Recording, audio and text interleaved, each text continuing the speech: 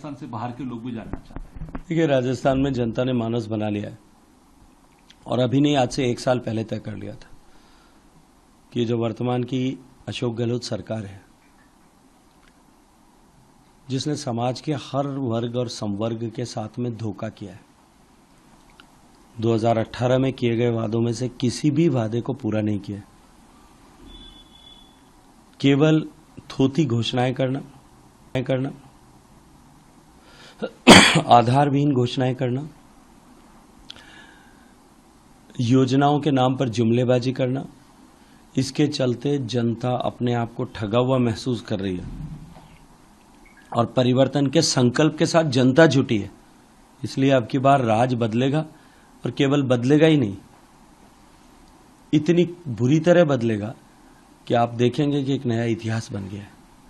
Sir, मुख्यमंत्री ने आज सुबह भी अपने बयान में एक बात कही कि एक अंडर करंट है और अंडर करंट अगर आता है तो राजस्थान में सरकार हम रिपीट कर रहे हैं। आपको क्या लगता है कि वाकई अंडर करंट है? 2013 में जब भारतीय जनता पार्टी को 163 सीट मिली थी और कांग्रेस 21 पर सिमट गई थी, तब भी उनको अंडर करंट महसूस हो रहा था, लेकिन वो शायद ये भांपने में विफल रहे कि वो जो स्पंदन वो महसूस कर रहे थे करंट का, वो नीचे सुनामी उनके सरकार को हटाने के लिए चल रही थी। और अभी भी इसी तरह की स्थिति है, उनकी सरकार को उखाड़ फेंकने के लिए एक प्रबल सुनामी नीचे चल रही है, जिसको वो एक छोटे से अंडर करंट उनके फेवर में है, उसके स्पंदन को वो इस तरह से शायद महसूस करके एक बार फिर गलती कर रहे हैं। इस पर क्या कहेंगे? देखिए, मैं एक बात कहना चाहता हूँ, राजस्थान में आए हुए देश के किसी भी नेता ने या हम राजस्थान के कार्यकर्ताओं ने जिन 5 प्रमुख विषयों पर बात की है, वो यदि राजस्थान के लिए मुद्दा नहीं है तो राजस्थान के लिए और कोई मुद्दा नहीं हो सकता। किसानों के साथ जिस तरह का धोखा किया गया और राजस्थान में 2000 किसान जिस कारण से आत्महत्या करने के लिए मजबूर हुए, क्या वो मुद्दा नहीं? 20,000 किसानों की जमीन कांग्रेस पार्टी की वादा खिलाफी के चलते हुए, किए गए वादे को पूरा न करने के चलते से नीलाम हुई, क्या वो मुद्दा नहीं? 70 लाख युवाओं का भविष्य अंधकार में हुआ, उनके परिजनों के सपने बिखर करके चूर चूर हो गए।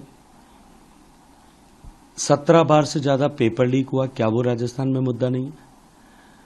2 लाख महिलाओं के साथ में दुराचार हुआ, हजारों बच्चियों के साथ में दरिंदगी हुई, सैकड़ों बच्चियों को दरिंदगी के बाद में मौत के घाट उतार दिया गया, क्या वो राजस्थान में मुद्दा नहीं? जिस तरह का तुष्टीकरण का तांडव राजस्थान में हुआ, हिंदू मंदिर तोड़े गए, हिंदू त्योहारों पर प्रतिबंध लगाए गए और पीएफआई के जुलूस राजस्थान में सरकार के संरक्षण में जो है वो निकाले गए। पाकिस्तान और अफगानिस्तान से आने वाले शरणार्थियों को भारत में सम्मानजनक जिंदगी मिल सके,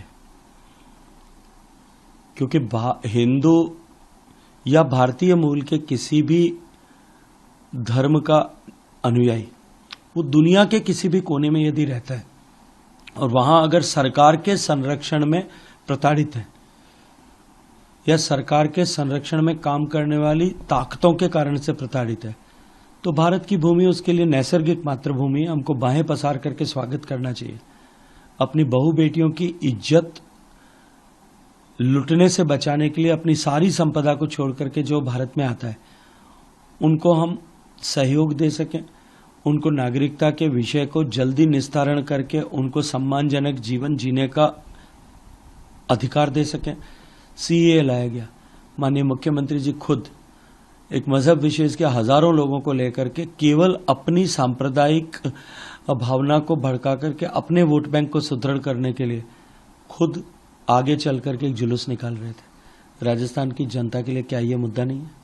जिस तरह से भ्रष्टाचार का खुला तांडव राजस्थान में हुआ, कांग्रेस पार्टी के विधायकों ने जिस तरह से भ्रष्टाचार की सारी हदें लांघ दी, क्या वो राजस्थान के लिए मुद्दा नहीं है?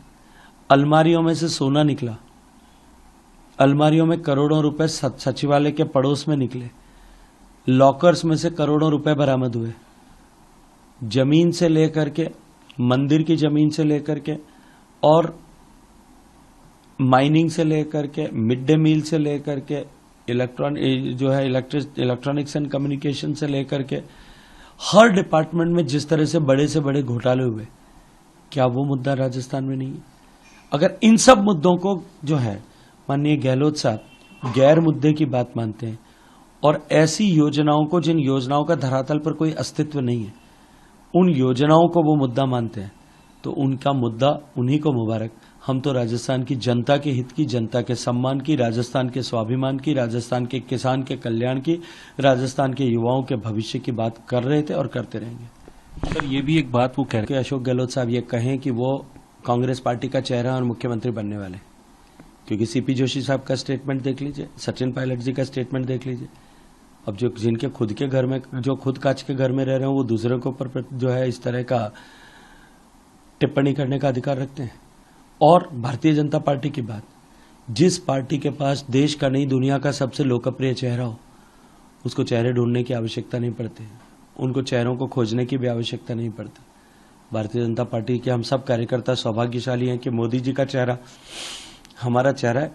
और मोदी जी ने जिस तरह से 10 साल में देश का सम्मान बढ़ाने, गरीबों के स्वाभिमान की रक्षा करने, भारतीय सेना के शौर्य और साहस को एक बार पुनः स्थापित करने और गरीब के जीवन में परिवर्तन लाने, दिवाली लाने का काम जिस तरह से किया है, आज देश के समाज का हर वर्ग और संवर्ग उनमें कहीं न कहीं अपने लिए कोई छवि देखता है। कोई उनमें पिता की छवि देखता है, गरीब लोग उनमें अपने अभिभावक की छवि देखते हैं, स्टार्टअप्स में काम करने वाले युवा लोग अपने मेंटर की छवि देखते हैं, महिलाएं अपने भाई की छवि देखती हैं जो उनके लिए गैस का प्रबंध करता है, जो उनको धुएं से मुक्ति दिलाता है, जो उनके गरिमा से समझौता न करना पड़े इसके लिए शौचालय बनवाता है, उनको पानी न ढोना पड़े उनके लिए पानी लाता है। देश के सैनिक अपने एक साथी के रूप में उनमें छवि देखते हैं। समाज का हर तबका किसी न किसी रूप में जिसके साथ अपना जुड़ाव महसूस करता हो, वो चेहरा अगर भारतीय जनता पार्टी के पास है और आपके पास में एक ऐसा चेहरा जिस पर न दल विश्वास करता और न देश विश्वास करता है, ऐसा चेहरा है। अब तुलनात्मक रूप से यदि आप कमजोर हैं तो वो तो आपकी जो समस्या है। भारतीय जनता पार्टी नरेंद्र मोदी जी के नेतृत्व में सम्मान के साथ चुनाव लड़ रही है। सर अगर सरकार भाजपा की, दीजिए उसके बाद प्रश्न करिए। भाजपा की सरकार बन गई तो मुख्यमंत्री का चेहरा कैसे डिसाइड किया जाएगा? कांग्रेस तो कहती है उनके यहाँ तो आला कमान कहता है और जो विधायक कहते हैं वो होगा। भारतीय जनता पार्टी में क्या होने वाला है? भारतीय जनता पार्टी में तो फिर भी लोकतंत्र है। कांग्रेस पार्टी में अब ये कहने का अधिकार कांग्रेस पार्टी और राजस्थान के नेताओं को तो नहीं है, और गहलोत साहब को तो बिल्कुल भी नहीं है कि आला कमान जो कहेगा वो करेंगे, क्योंकि आला कमान ने के दूत के रूप में जो अभी आला कमान है, राष्ट्रीय अध्यक्ष कितने आला कमान है, आज का पोस्टर देखता हूं तो मुझे डर लगता है कि उनको आला कमान मानते भी हैं कि नहीं है। आज कांग्रेस पार्टी ने जो अपना एडवर्टीजमेंट छापा है अखबारों में संजीवनी के नाम पर, उसको उठा करके देख लीजिए कि उनका राष्ट्रीय अध्यक्ष का फोटो ही उसमें मिसिंग है। लेकिन फिर भी मान लो तो उनके राष्ट्रीय अध्यक्ष द्वारा भेजे गया दूत और राष्ट्रीय अध्यक्ष जो वर्तमान है वो बन करके आए हुए दूत, उस आला कमान की इच्छा को धता बताने वाले लोग पुरस्कार स्वरूप टिकट पाते हैं, वो आला कमान की बात करते हैं। भारतीय जनता पार्टी लोकतांत्रिक मूल्यों का संरक्षण करने वाली पार्टी है।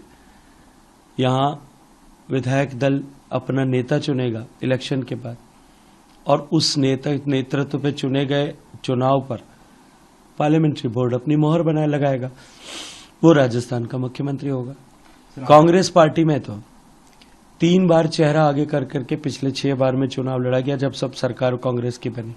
98 में परसराम मदेना साहब का चेहरा था, मुख्यमंत्री जादूगर हैं, जादूगरी दिखा करके चेहरा कोई और था और मुख्यमंत्री कोई और बना।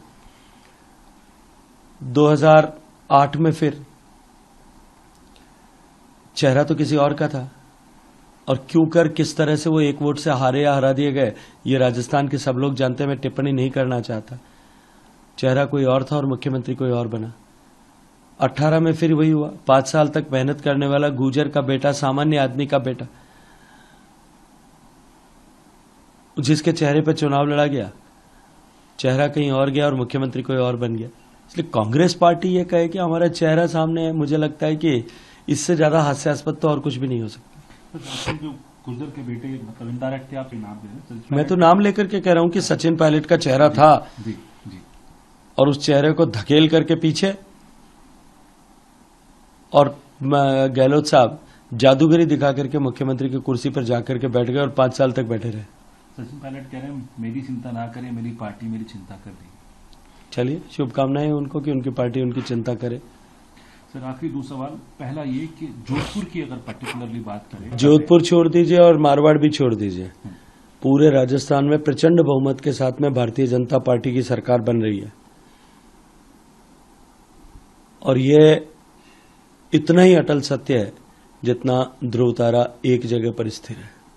आखिरी सवाल, जनता से मतदान करने के लिए क्या सोच कर लोग वोट दें और देखिए, पिछले 5 साल में राजस्थान के जिस तरह के हालात बने, 5 साल पहले जब हमने मतदान किया था तब किन अपेक्षाओं और आशाओं के साथ में किया था, 5 साल में राजस्थान कहां से कहां पहुंचा, राजस्थान की छवि पूरे विश्व के पटल पर किस तरह से धूमिल हुई, राजस्थान की पहचान किस तरह से बिगड़ी, राजस्थान आर्थिक दृष्टि से किस तरह से कंगाल हुआ, इन सब विषयों पर विचार करके राजस्थान के सुनहरे भविष्य के लिए, किसान के स्वाभिमान के लिए, युवाओं को रोजगार मिल सके इसके लिए और महिलाओं का आत्मसम्मान लौट सके इसके लिए हम राजस्थान को जो क्षमताएं राजस्थान में उसके अनुरूप विकसित कर सकें। हम राजस्थान को देश के विकसित होने की इस यात्रा में, इस अमृत काल में हम राजस्थान को इस यात्रा का ग्रोथ इंजन बना सकें, इसका ड्राइवर बना सकें, इसको सोच करके मतदान करें।